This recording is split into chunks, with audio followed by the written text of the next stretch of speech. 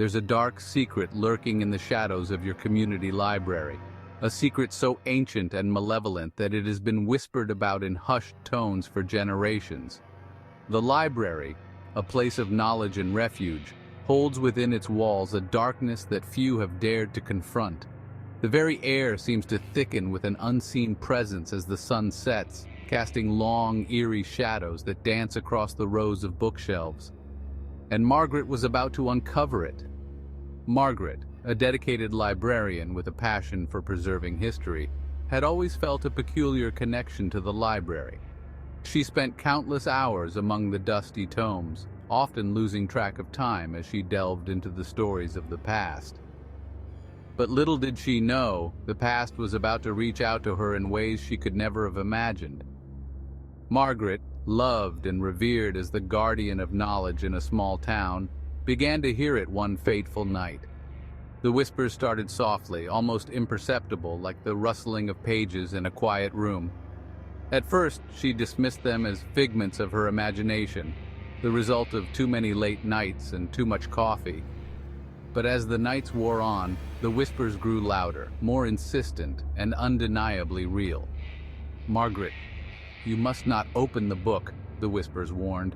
The voice was neither male nor female, but something in between, something ancient and otherworldly. It seemed to come from everywhere and nowhere at once, echoing off the walls and reverberating in her mind. The warning was clear, but the temptation to uncover the truth was stronger. The library, empty and still, offered no clues. By day it was a place of learning and community, filled with the laughter of children and the quiet murmur of patrons. But by night it transformed into a place of shadows and secrets, where the very walls seemed to whisper of forgotten horrors.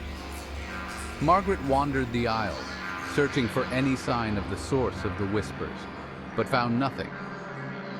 Each night, the voice grew louder, more insistent.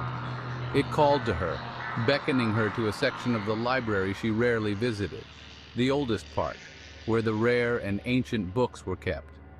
These were books that had not seen the light of day in decades, their pages brittle with age and filled with knowledge long forgotten.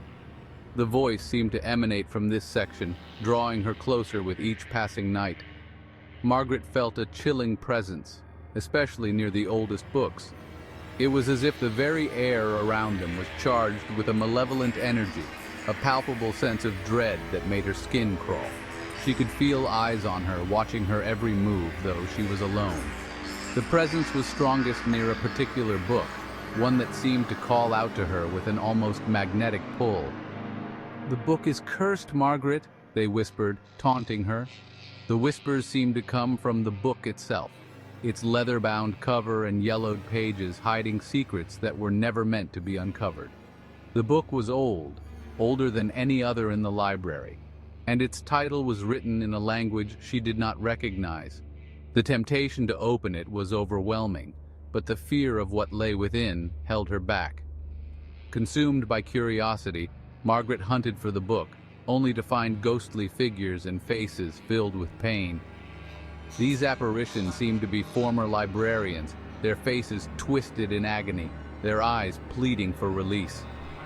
They appeared and disappeared in the blink of an eye, leaving behind a sense of despair and hopelessness.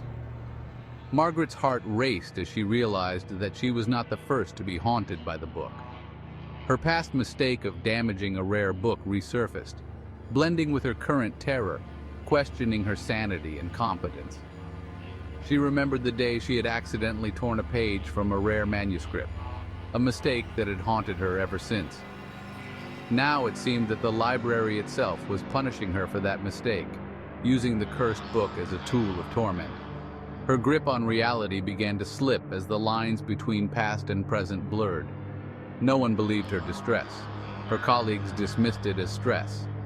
They saw her growing paranoia and erratic behavior as signs of burnout, urging her to take a break and get some rest.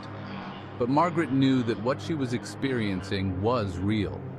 The whispers, the apparitions, the sense of impending doom, they were all too vivid to be mere figments of her imagination. Her family urged her to take a break. They saw the toll that the library was taking on her. The dark circles under her eyes, the constant look of fear and exhaustion. They begged her to step away, to take a vacation, to do anything to escape the grip of the library. But Margaret knew that there was no escaping the curse. It had latched onto her, and it would not let go. But the whispers, now a roar, declared, "You cannot escape the curse." The voice was deafening, filling her mind with a cacophony of screams and wails. It was as if the very walls of the library were closing in on her, suffocating her with their malevolent presence. The curse was real, and it was relentless. There was no running from it, no hiding from it. It would follow her wherever she went. Margaret's reality twisted. Ghostly figures haunted her every step. She saw them everywhere, in the library, in her home, in her dreams. They were always there, watching, waiting, tormenting her with their silent pleas for release. Her perception of reality became distorted, and she could no longer tell what was real and what was a hallucination. The line between the living and the dead blurred, and she felt herself slipping further into madness. Her sanity slipped as the whispers demanded, "Open the book, Margaret." The voice was relentless, pounding in her head like a drumbeat. It was a command, an ultimatum. Open the book or suffer the consequences. Margaret knew that opening the book would unleash something terrible, something that could not be undone. But the pressure was unbearable, and she felt herself teetering on the edge of insanity. One night, the library roared with voices, and a tormented, ghostly figure appeared. It was a librarian from long ago, her face twisted in agony, her eyes hollow and empty. She reached out to Margaret, her fingers like claws, her mouth open in a silent scream. The air was thick with the stench of decay, and the walls seemed to pulse with a life of their own. Margaret's heart pounded in her chest as she realized that the figure was a warning, a glimpse of what awaited her if she did not heed the whispers. Margaret's scream echoed in the empty halls. It was a scream of pure terror, a primal sound that seemed to shake the very foundations of the library. The ghostly figure vanished, but the sense of dread remained. Margaret knew that she was running out of time. The curse was closing in on her, and there was no escape. Desperate, she fled, locking herself at home, begging for peace. She barricaded herself in her bedroom, hoping that the walls would keep the whispers at bay. But they followed her, seeping through the cracks, filling her mind with their relentless demands. There was no refuge, no sanctuary. The curse was a part of her now, and it would not be denied. But a blinding light and furious hisses filled her room. The air crackled with energy, and the temperature dropped to a bone-chilling cold. Ghostly apparitions swirled around her, their faces twisted in rage and pain. They hissed and screamed, their voices a cacophony of torment. Margaret fell to her knees, clutching her head, trying to block out the noise. But it was no use. The curse had her in its grip, and it would not let go. She realized the library's dark history, unexplained deaths, lingering evil. The library had always been a place of mystery, its history shrouded in darkness. There were stories of librarians who had gone mad, of patrons who had disappeared without a trace. The whispers were the voices of those who had been consumed by the curse, their souls trapped within the walls of the library. Margaret was just the latest victim in a long line of tormented souls. Margaret found others like her, haunted librarians. They had been drawn to the library just as she had, and had been ensnared by the curse. They shared their stories, their experiences, their fears. Together they formed a bond, a support system to help each other cope with the relentless torment. They knew that they could not break the curse, but they could face it together. Together, they faced the same tormenting whispers. The voices were relentless, but they found strength in their unity. They shared their knowledge, their strategies for coping with the hauntings. They knew that they could not escape the curse, but they could support each other, give each other strength. They were no longer alone in their torment. Momentary solace was fleeting as the hauntings followed them beyond the library walls. The curse was not confined to the library. It followed them wherever they went.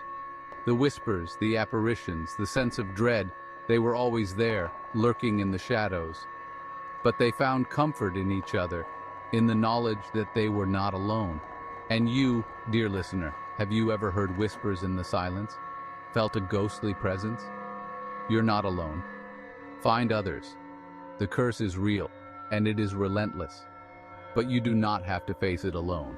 There are others like you, others who have felt the same terror, the same dread.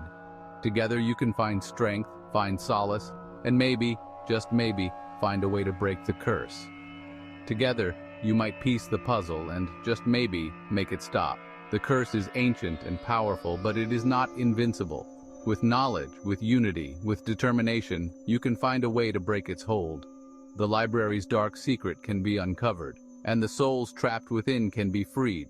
The whispers can be silenced, and the curse can be broken. But it will take all of you working together to make it happen.